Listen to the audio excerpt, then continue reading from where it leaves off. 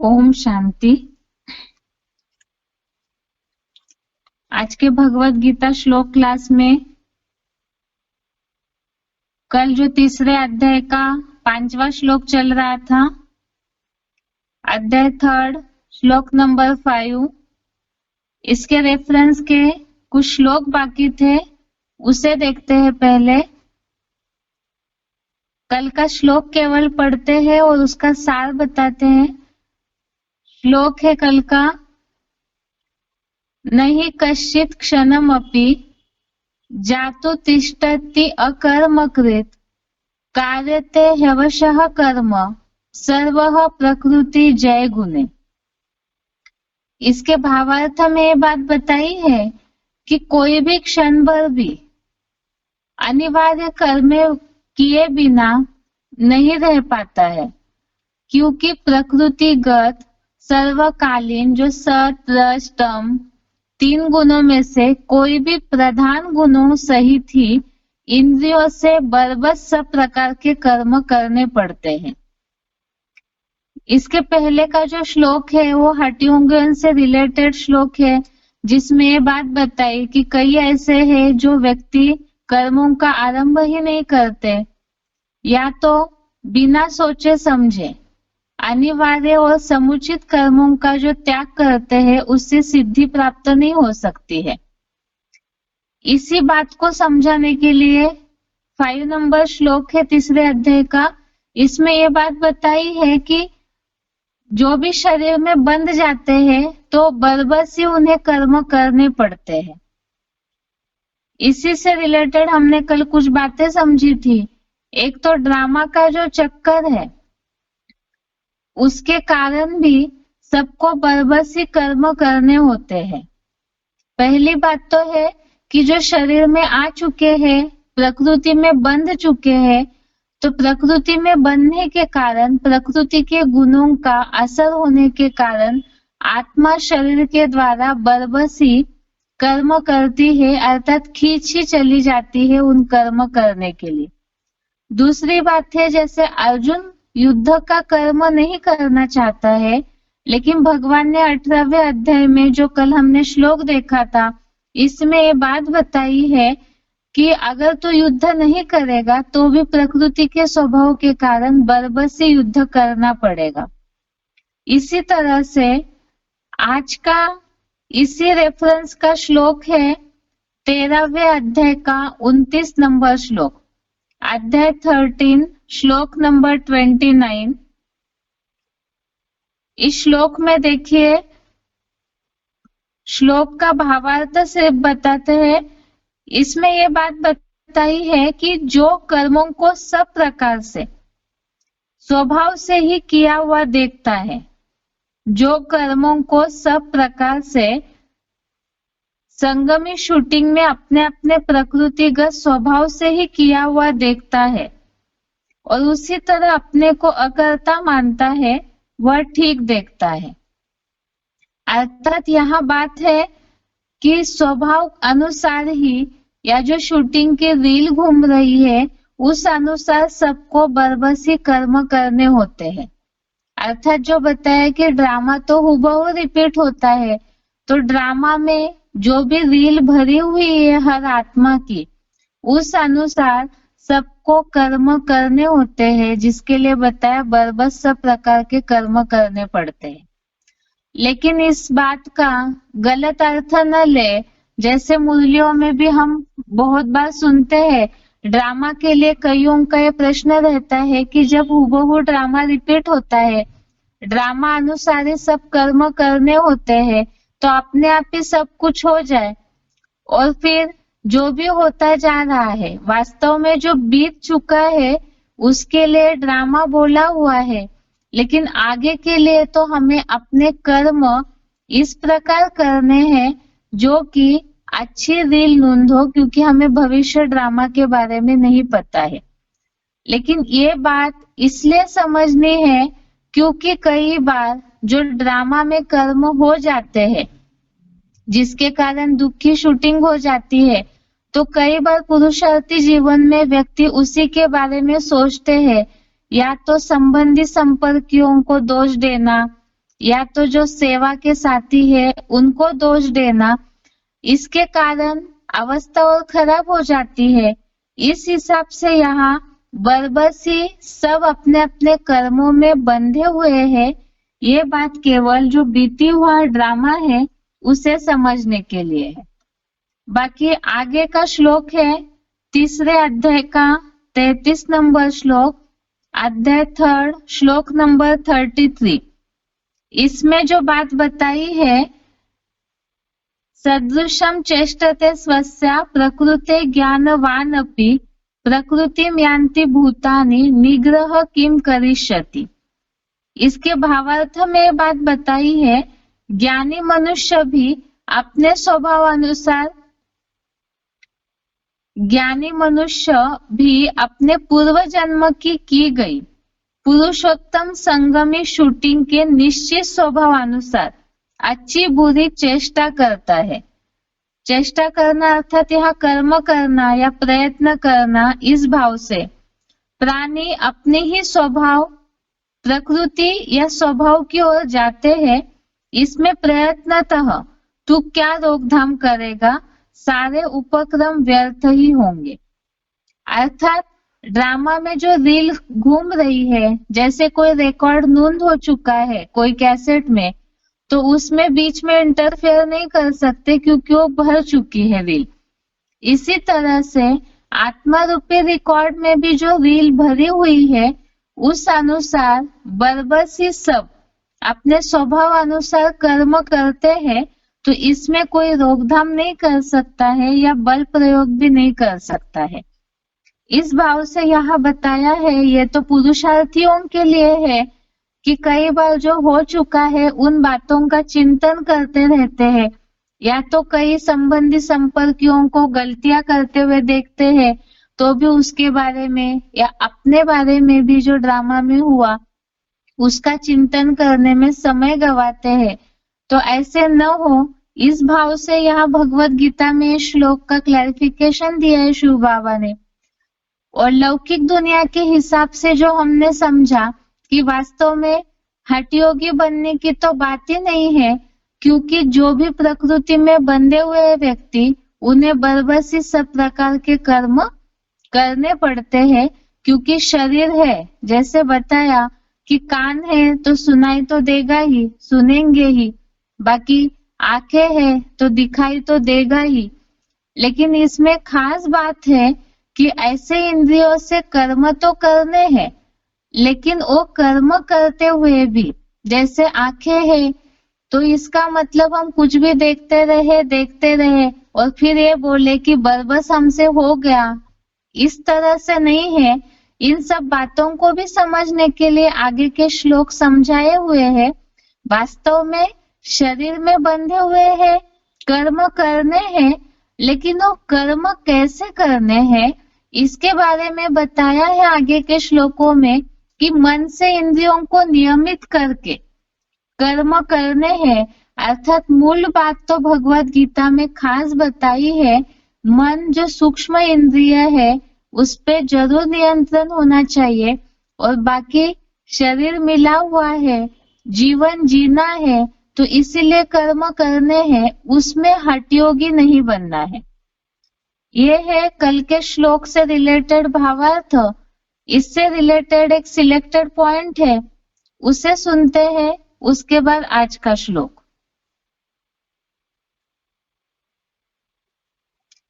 तीसरे ऐसी बात की याद हो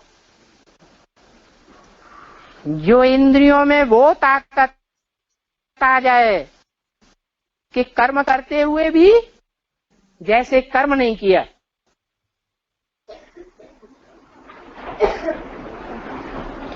जो रिजल्ट निकलना चाहिए वो नहीं निकला। देखते हुए नहीं देखना, सुनते हुए नहीं सुनना। तो जैसे इन इंद्रियों के लिए है, ऐसे वो बात 10 इंद्रियों के लिए लागू हो सकती है कि नहीं हो सकती है? हो सकती है। सिर्फ बाप की गहरी याद में रहने की बात है। बाकी ऐसे नहीं है कि सन्यासियों में मिसल कर्म इंद्रियों से कर्म ही नहीं करना है। कर्म धारा बगैर रहा जा सकता है। पांव हैं तो चले बगैर रहेंगे, हाथ हैं तो किए बगैर रहेंगे।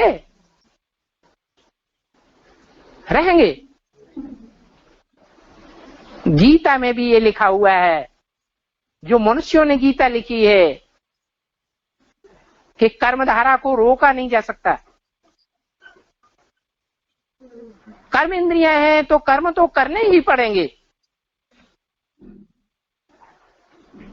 नाक है तो सांस लिए बगैर रहेंगे, आंख है तो देखे हुए रहेंगे, कान है सुने हुए बगैर रहेंगे नहीं रहेंगे। इसलिए कर्मधारा को रोकने की कोशिश नहीं करना जो सन्यासी करते हैं। क्या करना है? कर्म करते हुए भी ऐसी बाप की गहरी याद हो जो कर्म का प्रभाव ही न पड़े। लौकिक कर्म की बात है, कर्म अलौकिक हो जाए।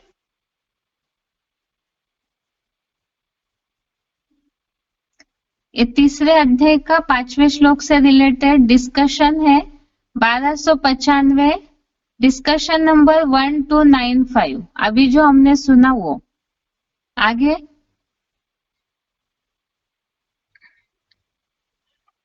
आज का श्लोक है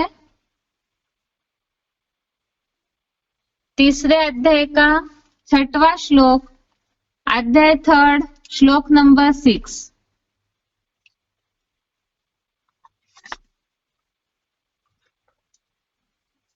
तीसरे अध्याय का 6 नंबर श्लोक है,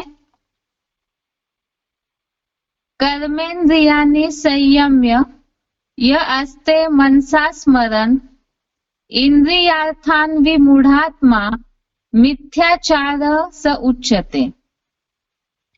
श्लोक दोबारा, कर्मेन्द्रियाणि संयम्य य आस्ते मनसा स्मरन् इंद्रियार्थान् विमूढात्मा मिथ्याचार स उच्यते।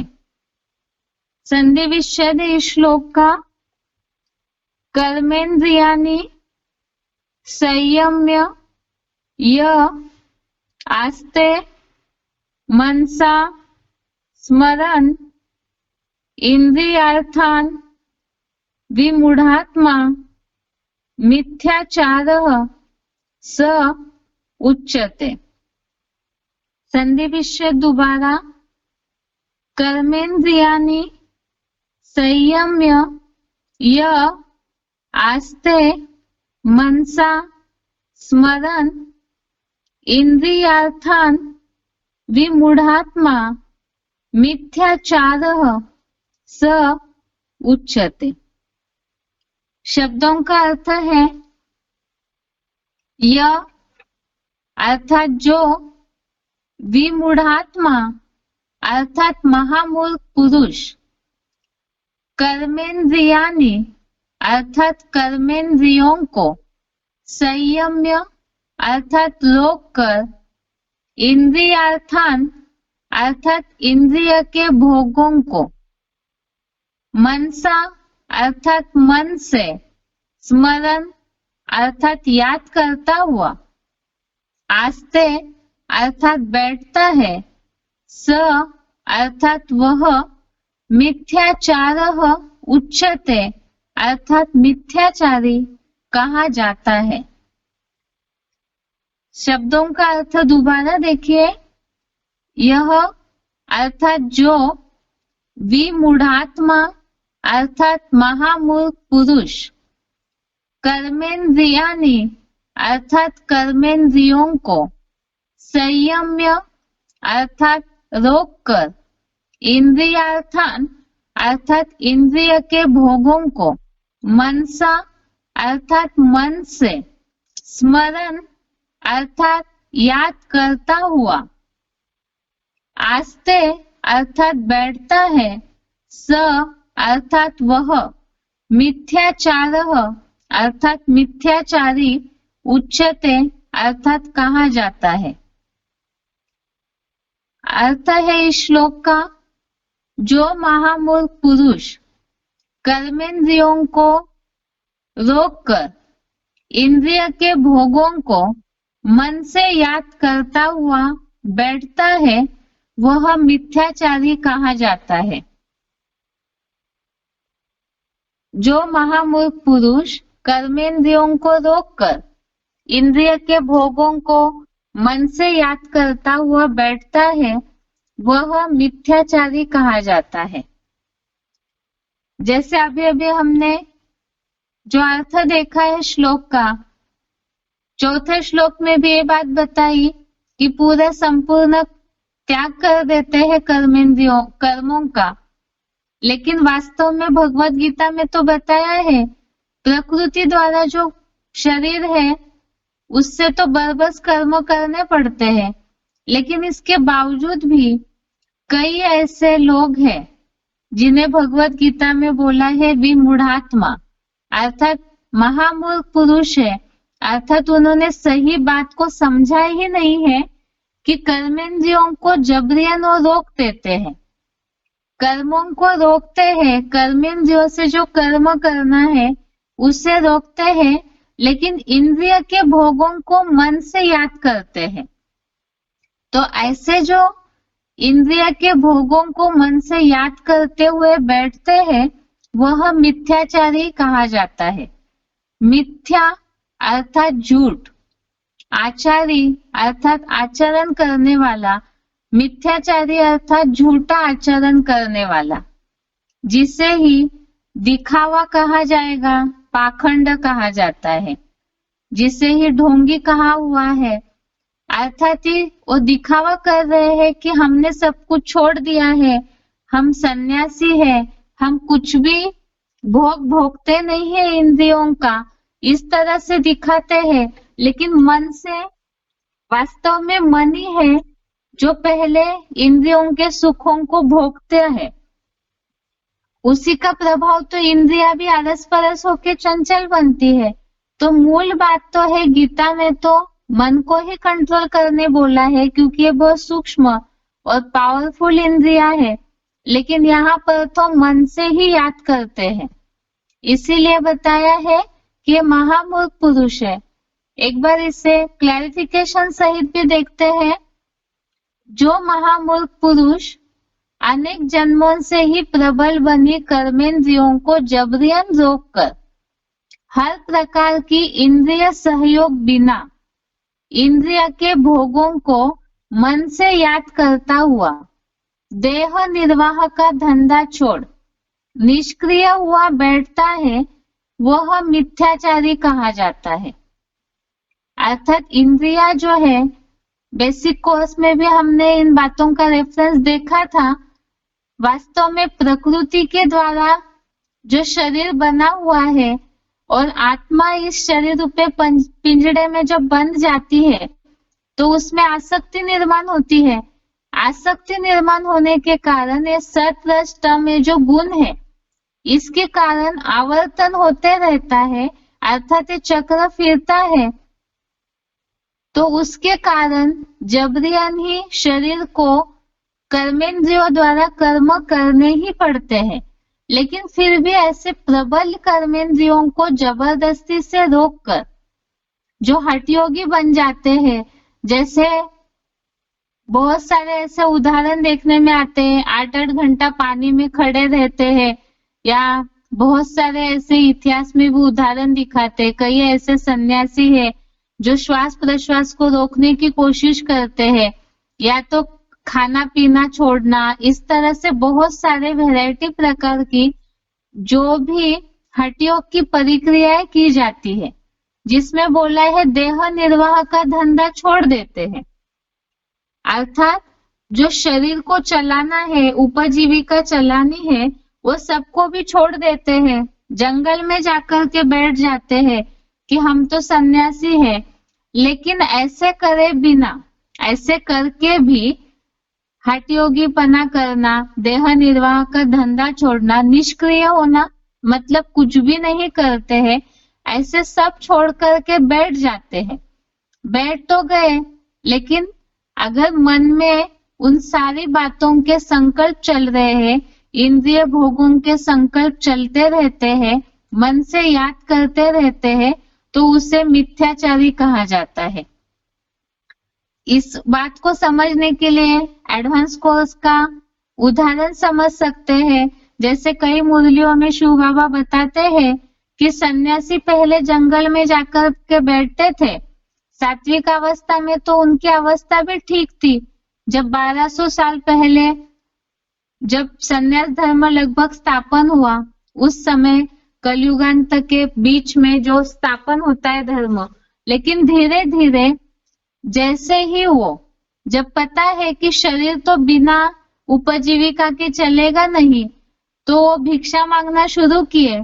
धीरे धीरे भिक्षा मांगते मांगते उनकी आसक्ति इतनी बढ़ जाती है, जो मुरलियों में बाबा ने बोला है कि गृहस्थियों के पास भी इतने सुख सुविधाओं के साधन नहीं होते हैं, उससे कई गुना ज्यादा सन्यासियों के पास सुख के साधन होते हैं। ऐसे भी कई सन्यासी हैं जो सोने की थाली में ही खाना खाते हैं।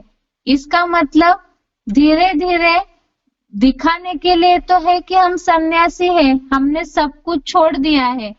अभी तो इसमें तो भगवत गीता तो शुरुआत की बनी है, उसमें तो ये बात उस समय ही बता दी कि इंद्रिय भोगों को मन से याद करते हैं वो मिथ्याचारी कहे जाते हैं। और प्रैक्टिकल में तो तामसीपना जब बढ़ जाता है तो कर्मों में भी आने लगते हैं, तो इसीलिए इसे ही मिथ्याचारी आचरण या गीता में इसे ही ढोंगी पाखंडीपना कहा हुआ है। ऐसे ही इसके रेफरेंस के और श्लोक समझते हैं।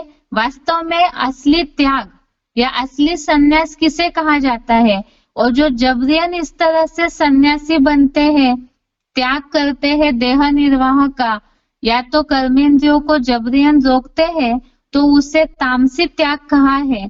भगवत गीता में इसे भी जो दुखदाई इस तरह से हठपूर्वक परिक्रियाएं करते हैं, ये तामसी त्याग, ऐसी परिक्रियाओं को सूक्ष्म हिंसाचार या तो आसुरी लक्षण बताए हैं।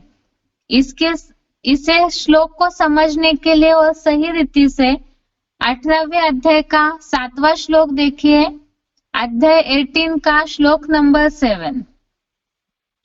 इस श्लोक के भावार्थ में ये बात बोली है। 18वें अध्याय का 7वां श्लोक, इसके भावार्थ में ये बात बताई है, परंतु नियत हुए नैसर्गिक खान पान उत्सृजन आदि अनिवार्य कर्म का सर्वथा परित्याग अनुचित है, क्योंकि ऐसी जबरियन की गई मूर्खता से हठपूर्वक इंद्रिय उत्साधनार्थ उस दैहिक आवेग के कर्म का सर्वतः त्याग देह और आत्म पीड़ादायी कलयुगी तामसी त्याग कहलाता है। यहाँ खास बात बताई कि नियत हुए, अर्थात प्रकृति का तो यह सर्कल है, सतरज तम गुणों में आती है, तो उस अनुसार प्रकृति का शरीर का इस तरह से सेटिंग बना हुआ है नैसर्गिक, कि उसके लिए खाना पीना करना है। और यहाँ पे जैसे इस श्लोक में बताया मल मूत्र त्याग आदि अनिवार्य कर्म है। इसी बात को यहाँ शब्द आया है उत्सृजन आदि, अर्थात मल मूत्र त्याग आदि ये जो अनिवार्य कर्म है। शरीर चलना है, जीवन चलना है, तो जैसे श्वास प्रश्वास की परिक्रिया अनिवार्य है, अर्थात उसे करना ही है। सांस रोकेंगे तो शरीर रहेगा ही नहीं, ये तो सब जानते हैं कि मर जाते हैं। तो जबरियन श्वास प्रश्वास की परिक्रिया को रोकना, या तो खान पान या मल मूत्र त्याग आदि की अनिवार्य क्रियाओं का परित्याग अनुचित है, अर्थात गलत है, क्योंकि ये शरीर तो उसी आधार से बना हुआ है और इन सारे जो सहज कर्म है जिससे शरीर सहज चलता है उसे अगर रोकते हैं, जबरियन उन परिक्रियाओं को रोकते हैं, तो इसे बोला है कि मूर्खता से हठपूर्वक इंद्रिय उत्सदनार्थ दैहिक आवेग के कर्म का, अर्थात ये दैहिक आवेग है, इन सब बातों को जबरियन कंट्रोल नहीं करना चाहिए, क्योंकि साइंस के हिसाब से तो सब जानते हैं कि ये जो श्वास प्रश्वास की परिक्रिया है या तो मल मूत्र त्याग, ये जो परिक्रियाएं है इसे तो कंपलसरी करना ही है।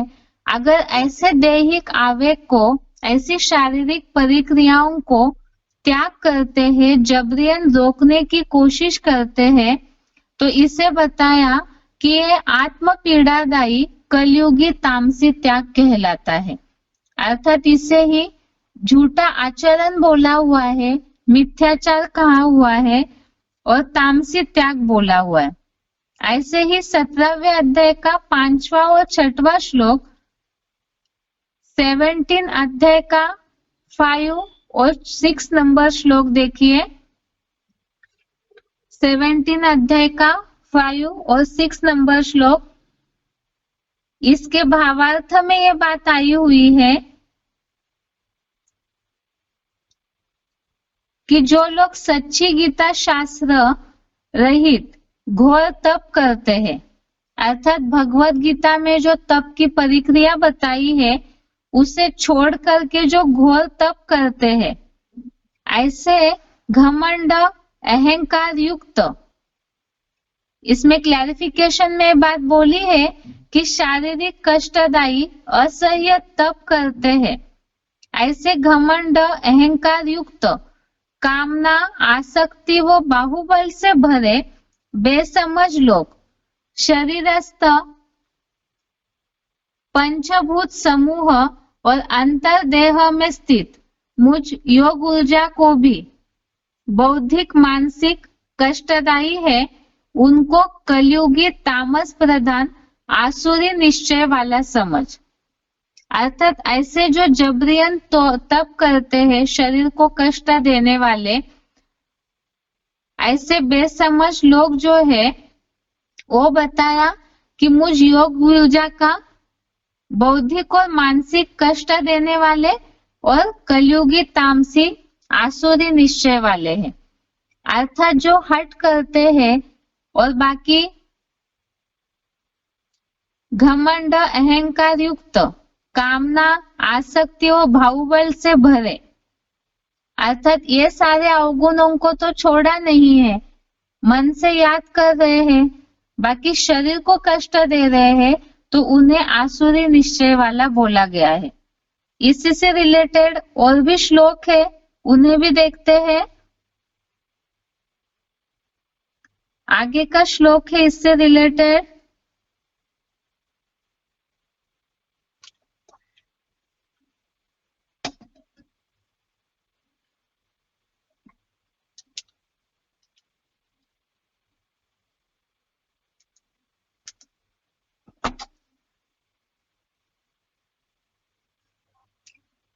छठवें अध्याय का दूसरा श्लोक देखिए, अध्याय 6 का श्लोक नंबर 2।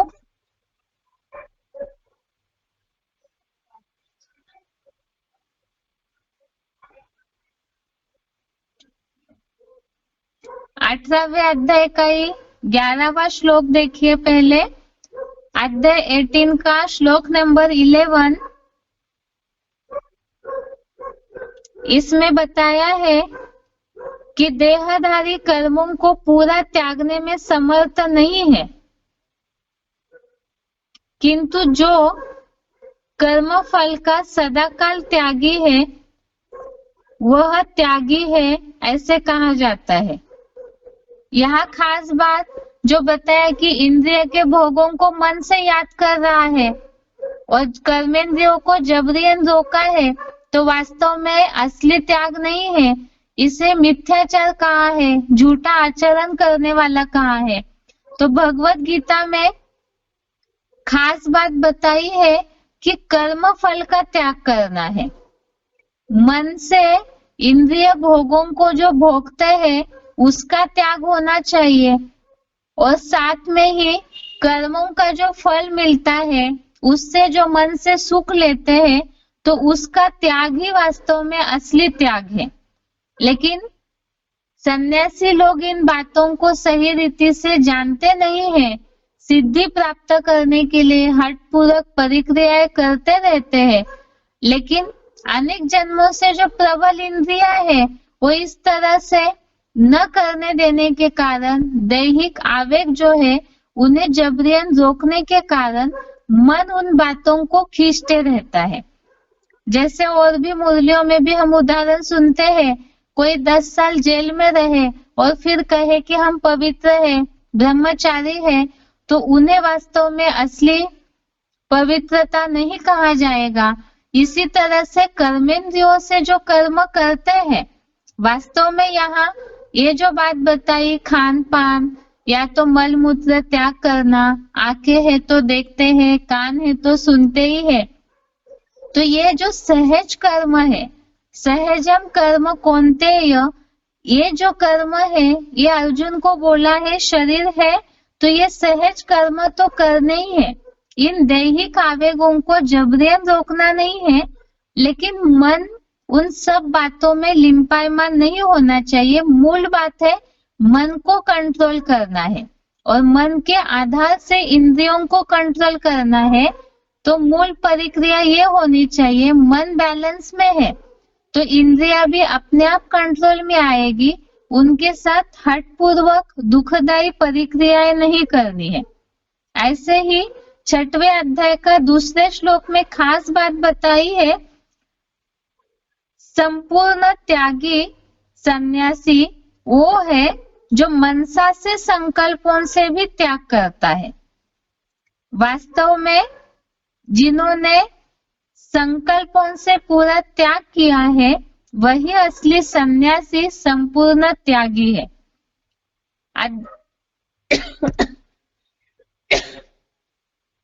अध्याय 6 का श्लोक नंबर 2 का भावार्थ देखिए, जिसको मनसा संकल्पों से भी संपूर्ण त्यागी सन्यासी ऐसे कहा जाता है।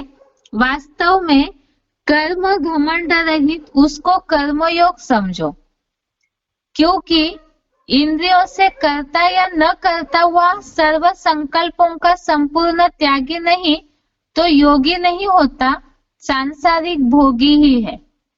अर्थात इंद्रियों से कर्म करे या न करे, लेकिन संकल्पों से अगर त्याग नहीं किया तो त्यागी नहीं कहा जाएगा।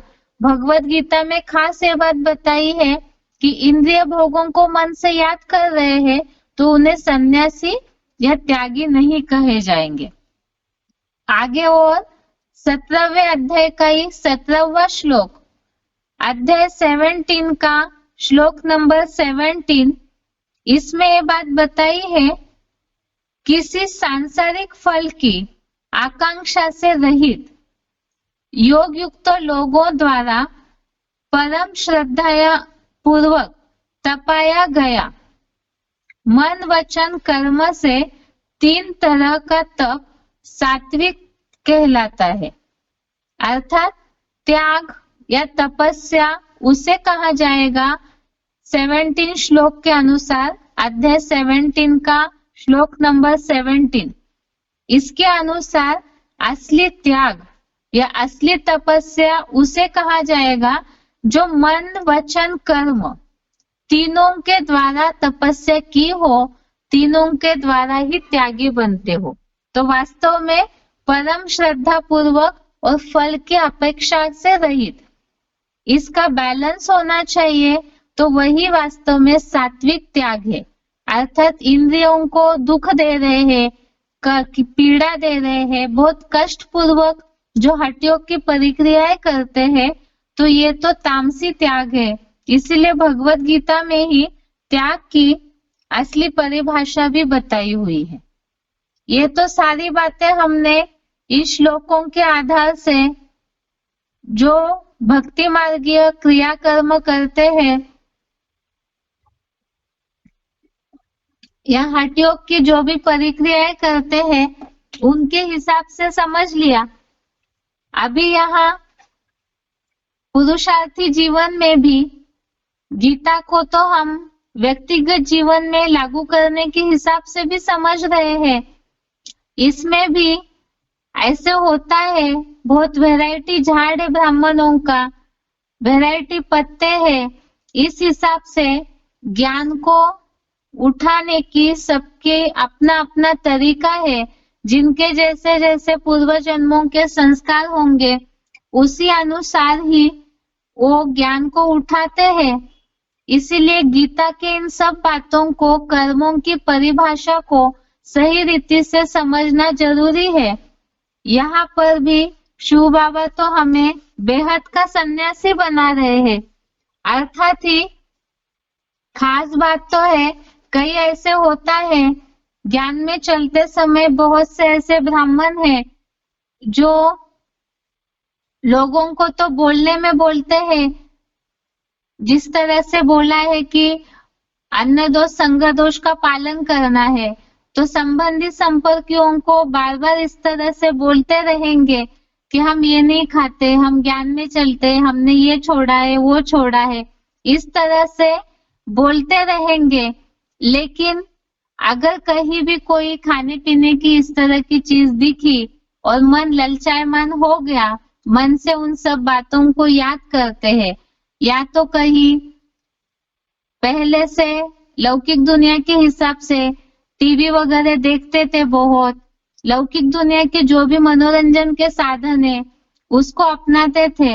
अब ज्ञान में आने के बाद लोगों को तो बताने में बोल देते हैं फटाफट कि हम ये नहीं करते, वो नहीं करते हैं, लेकिन मन से उन सब बातों को याद करते रहते हैं, जबरियन ही कंट्रोल करते हैं। या तो कई संबंधी संपर्कियों के पास गए, बोलने में तो उन्हें बोल दिया कि हम नहीं खाते हैं, नहीं ऐसे काम करते हैं, लेकिन उस चीज को देख करके अगर मन ललचायमान हो रहा है, मन में वही वही सुख लेने की संकल्प चल रहे हैं, तो वास्तव में ये भी पाखंडपना कहा जाएगा, दिखावटी कही जाएगी। इसीलिए ही बार बार मुख से किसी के सामने इन सब चीजों का बखान नहीं होना चाहिए। वास्तव में शिव बाबा के ज्ञान में चलने का खास प्रूफ मुरलियों में बोला हुआ है। ईश्वरीय ज्ञान का प्रूफ है प्रैक्टिकल लाइफ। हमारे चेहरे से, हमारी चलन से, ज्ञान युक्त संकल्प के जो वाइब्रेशन है उससे स्वतः ही लोगों को ये बात पता चल जाएगी कि ये ज्ञान में चल रहे हैं, तो इनका जीवन जैसे बदल सा गया है। अव्यक्त वाणियों में ये बात बताई है शिव बाबा ने कि परिवर्तन हम हुए हैं, ये हम अपने से न कहे, बल्कि जो संबंधी संपर्की है वो स्वयं महसूस करे इस बात को कि इनका जीवन कुछ बदला सा नजर आ रहा है।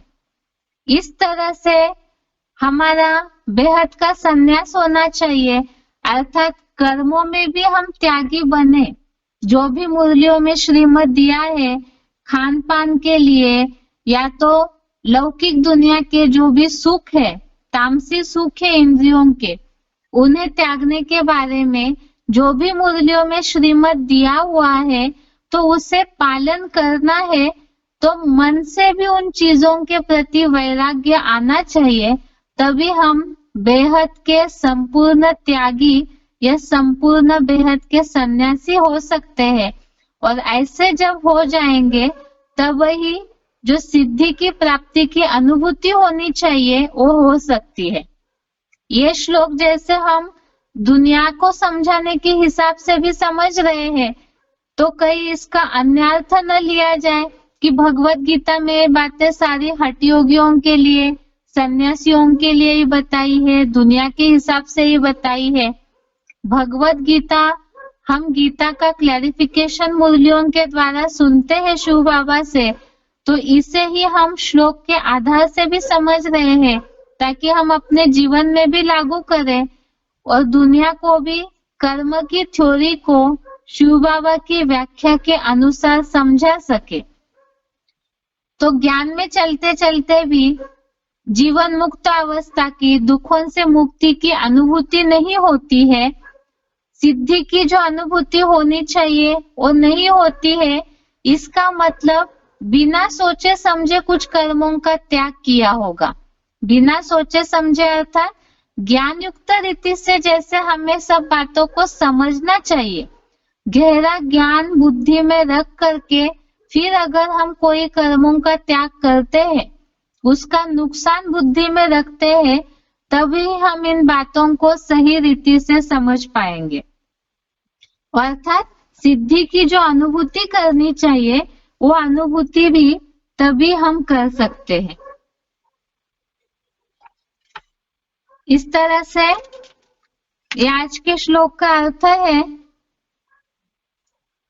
आगे इसका उच्चारण सुनते हैं, उसके बाद इस श्लोक से रिलेटेड कुछ सिलेक्टेड पॉइंट है उसे देखेंगे। कर्मेन्द्रियाणि संयम्य यास्ते मनसा स्मरन् इन्द्रियार्थान् विमूढात्मा मिथ्याचारः स उच्यते। जो महामूर्ख पुरुष अनेक जन्मों से ही प्रबल बनी कर्मेंद्रियों को जबरियन रोककर 10 प्रकार की इंद्रियों से भी प्रबल इंद्रियों के भोगों को मन से याद करता हुआ देह निर्वाह का धंधा छोड़ निष्क्रिय हुआ बैठता है, वह मिथ्याचारी कहा जाता है।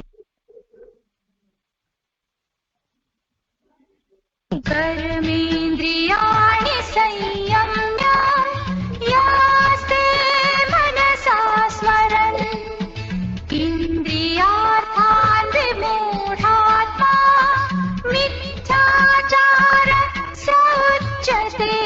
जो महामूर्ख पुरुष अनेक जन्मों से ही प्रबल बनी कर्मेंद्रियों को जबरियन रोककर 10 प्रकार की इंद्रियों से भी प्रबल इंद्रियों के भोगों को मन से याद करता हुआ देह निर्वाह का धंधा छोड़ निष्क्रिय हुआ बैठता है, वह मिथ्याचारी कहा जाता है।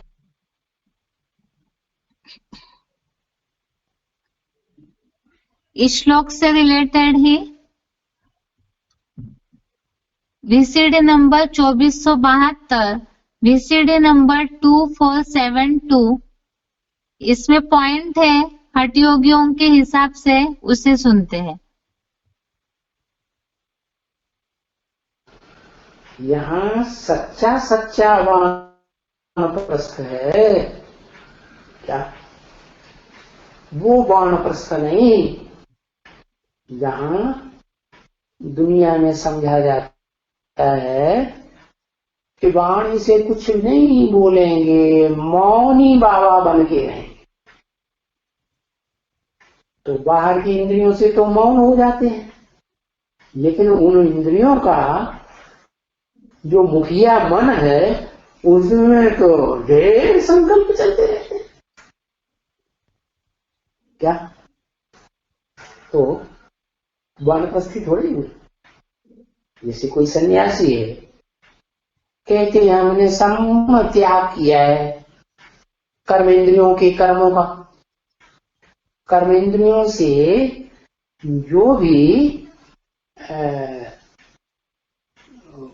वो विषय भोगों का रस होता है वो हमने त्याग कर दिया। बीवी बाल बच्चे ही त्याग दिए, जंगल में आ गए। लेकिन वो ये जानते हैं कि बाहर से हठपूर्वक भले इंद्रियों का कर्मों का त्याग कर दिया, लेकिन ये कर्म इंद्रियों के, ये ज्ञान इंद्रियों के कर्मों का संन्यास तो हो ही नहीं सकता। जैसे नाक है, सूंघने की शक्ति है, श्वास लेना बंद कर देंगे, करेंगे नहीं कर सकते। आंख है, आंख खुलेगी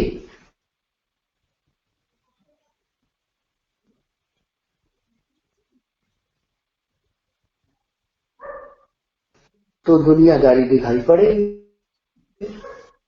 है? ऐसे कह सकते हैं हमने कुछ नहीं देखा, हम तो अंधे हैं? नहीं कह सकते।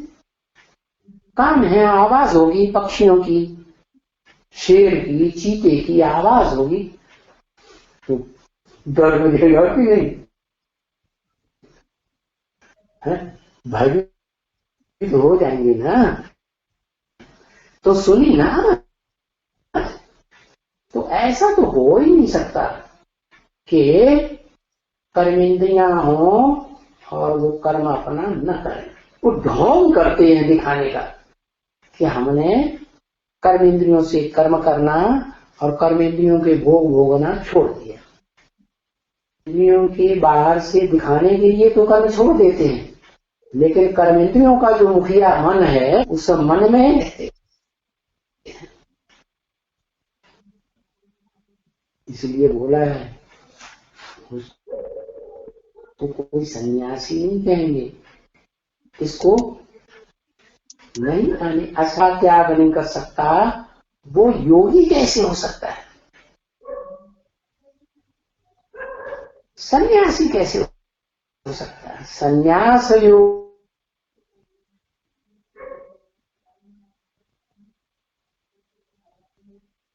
में कैसे रह सकता कहते हैं, क्योंकि पहले तो वाणी से परे तो बने।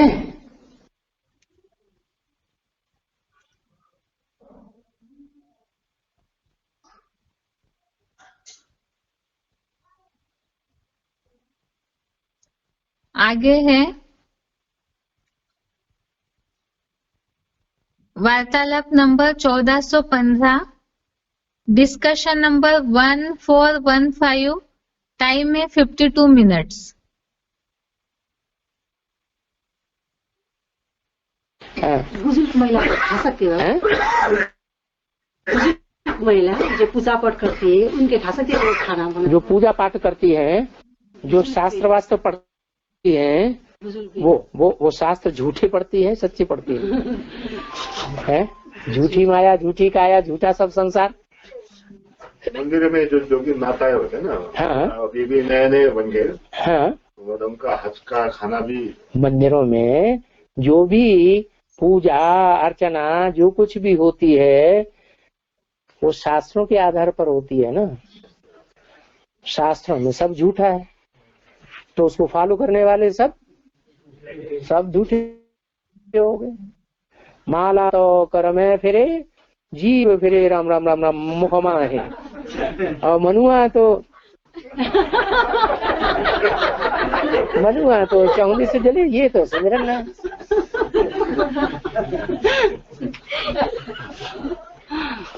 बाबा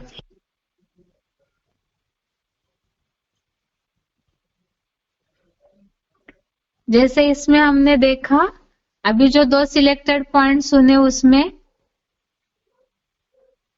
जैसे भक्ति मार्ग में भी कुछ करते हैं, भजन वगैरह करते हैं, जो भी भक्ति भावनावश करते हैं, लेकिन मन चारों तरफ फिर रहा है तो उसे सुमिरन नहीं कहा जाएगा। या तो जैसे बाबा ने बताया पहले पॉइंट में कि जो भी कर्मेंद्रिया है, नाक है तो सांस लेना बंद नहीं करेंगे, कान है तो आवाज तो सुनाई देती है, तो ये सब जो सहज सहज कर्म होने हैं उसे रोक नहीं सकते हैं। तो इसीलिए ही वास्तव में मन से सब बातों का त्याग होना चाहिए। मन से उन बातों का अगर सुमिरन करते रहते हैं तो इससे जैसे बोला शिव बाबा ने कि सारी दुनिया ही झूठी है, अर्थात झूठा त्याग करते हैं, मिथ्याचारी है। आगे वीसीडी नंबर 1094, वीसीडी नंबर 1094, 1 घंटा के बाद से लिया हुआ ये पॉइंट है। इसमें भी हठ योगियों और राजयोगियों के बारे में अंतर बताया है।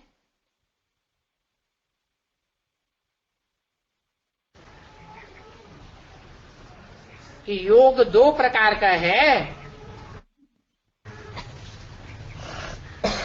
एक है हठ योग और दूसरा है राजयोग। उन मनुष्य गुरुओं का है हठ योग और तुम्हारा है राजयोग। उनका हठयोग हद का है, हद का घर बार छोड़ते हैं।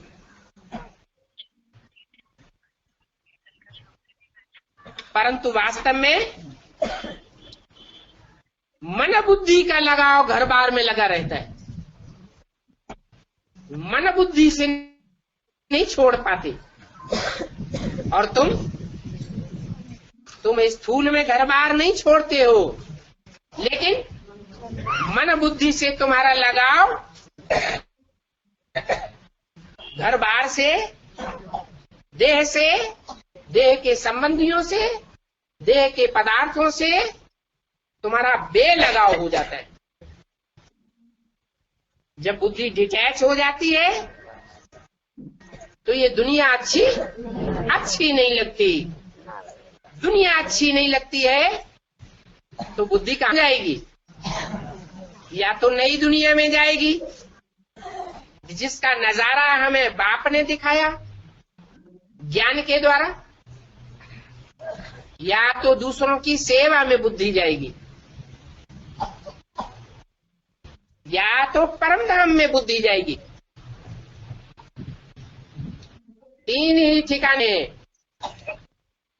सुखधाम, शांति धाम, या फिर सेवा का धाम। अभी तुम साफ सेवाधारी हो तो तुम हो बेहद के सन्यासी, और वो है हद के सन्यासी।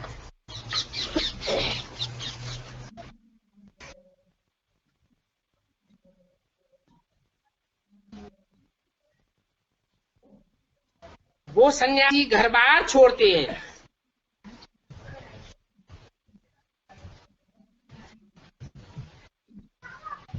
दुनिया को दिखाने के लिए।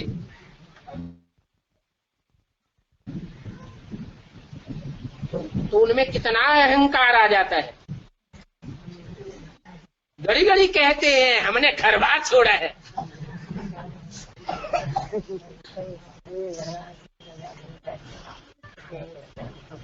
वो दुनियावी सन्यासी, उनके अंदर ये संस्कार कहां से आते हैं? अहंकार के। झूठा अहंकार त्याग करने का, झूठा अहंकार पवित्र बनने का। हम पवित्र रहते हैं।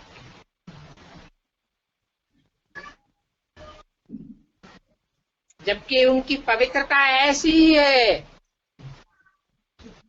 जैसे कोई कैदी 8-10 साल जेल में रहे और बाद में जेल से निकले तो कहे मैंने 10 साल की पवित्रता धारण की है।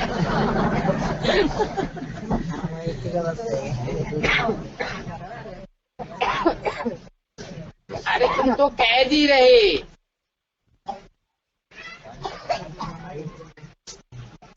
रसगुल्ला सामने हो, व्यंजनों की थाली सामने हो, फिर भी उसे ग्रहण करने की कोई इच्छा न हो, उसको कहेंगे सच्चा त्यागी। और रसगुल्ले हैं ही नहीं, थाली आई ही नहीं, या हठपूर्वक सामने आने ही नहीं दी, फिर कहे हम त्यागी हैं। तो ऐसे हठियों के संस्कार उन दुनियावी सन्यासियों ने कहां से धारण किए है? ब्राह्मणों की दुनिया में ही ऐसे सन्यासी हैं,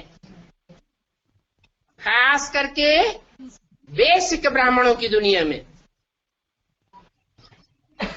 जो घरघाट छोड़ करके बैठे तो हुए हैं परंतु प्रवृत्ति में नहीं है। निवृत्ति में है या प्रवृत्ति में है? निवृत्ति में है। कहते हैं अहंकार है कि हम पवित्र रहते हैं।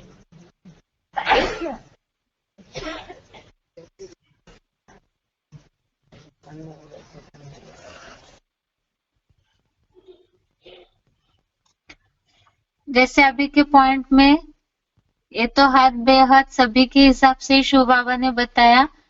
यहाँ बेहद का संन्यास अर्थात ज्ञान में चलने वालों के हिसाब से इस दुनिया में रहते हुए भी इस दुनिया का संकल्पों से त्याग करना है। इस दुनिया से संकल्पों से मन बुद्धि से अटैचमेंट नहीं होना चाहिए।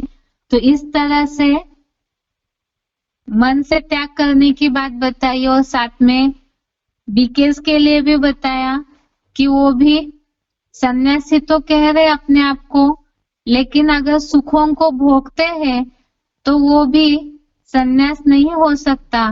और हठ योगियों के हिसाब से भी बताया कि हठ योग मतलब जबरियन त्यागी कहते हैं, लेकिन मन से जिस तरह से भोग विलास को अगर याद करते हैं तो वो भी पूरी तरह से सन्यास नहीं कहा जाएगा। आगे का पॉइंट है VCD number 733, VCD number 733, 4 minute के बाद से ही लिया हुआ पॉइंट है।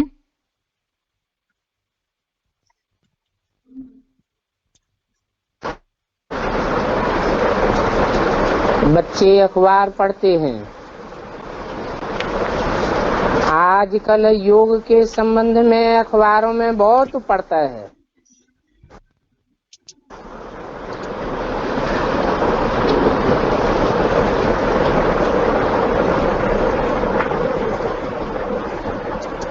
महर्षि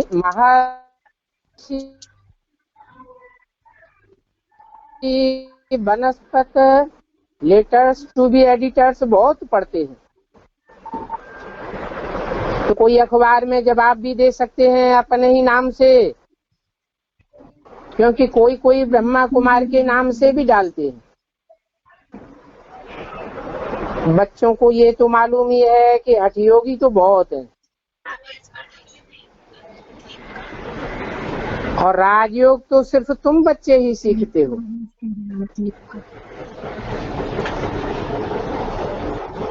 उनसे पूछना चाहिए कि योग तो 2 प्रकार के होते हैं, एक हठ योग और दूसरा राजयोग। हठ योग अर्थात हठ पूर्वक योग लगाया जाए, जबरन याद में बैठा जाए, लगन लगी हुई नहीं है, स्वाभाविक लगाव जुटता नहीं है, फिर भी जबरन जुटाने की चेते हैं।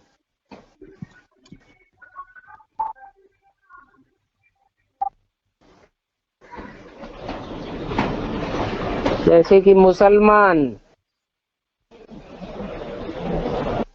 कन्वर्ट करते हैं, ऐसे ही हठ योगी अपनी मन बुद्धि रूपी आत्मा को जबरियन कंट्रोल करना चाहते हैं। और दूसरा है राजयोग,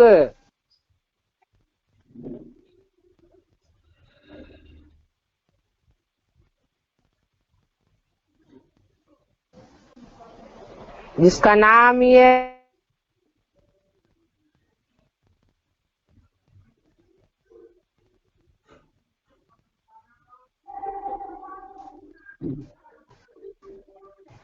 याद करना नहीं पड़ता है, परंतु याद भूले कैसे ये एक समस्या बन जाती है।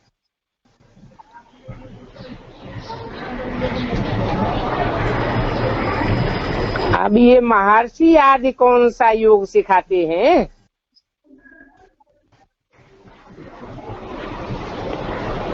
हठयोगी तो कभी भी राजयोग सिखला नहीं सकते।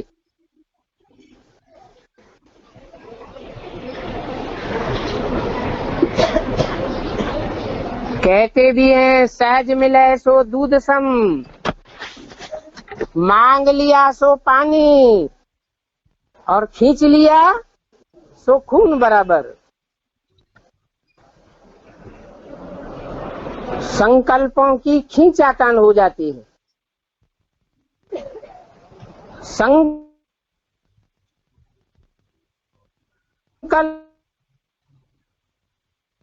का खून हो जाता है। साकार के और कोई सिखला न सके।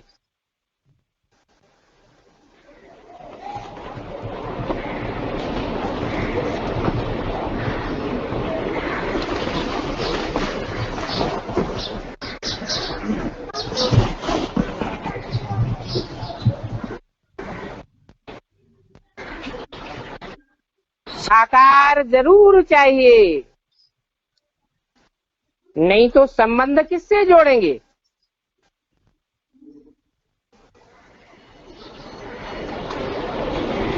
आत्मा निराकार है, संबंध साकार होते हैं।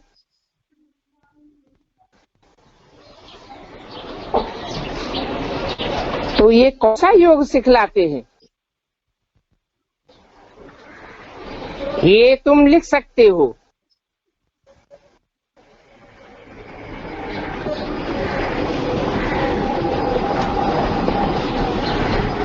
वो हैं घर बार छुड़ाने वाले।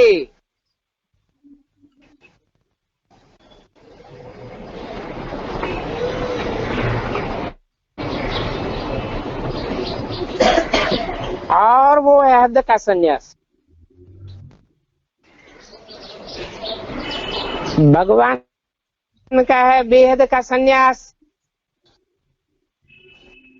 और ये तो बहुत सहज बात है।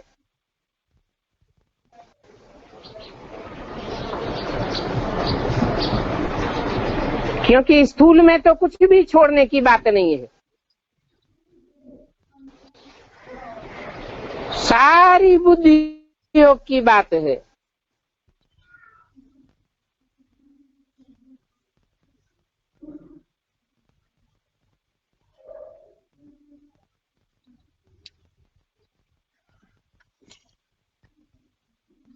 इस तरह से अभी के पॉइंट में हमने समझा कि वास्तव में जबरियन छोड़ना नहीं है कुछ भी, या जबरियन कर्मेंद्रियों को रोकने की बात नहीं है। क्योंकि अगर जबरदस्ती करते हैं तो खींच लिया सो खून बराबर बोला है, और साथ ही साथ बताया अभी के पॉइंट में।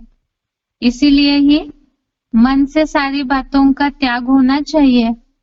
यह आज के श्लोक का अर्थ और इससे रिलेटेड सिलेक्टेड पॉइंट्स हमने देखे। आज के लिए यहाँ तक ही। ओम शांति।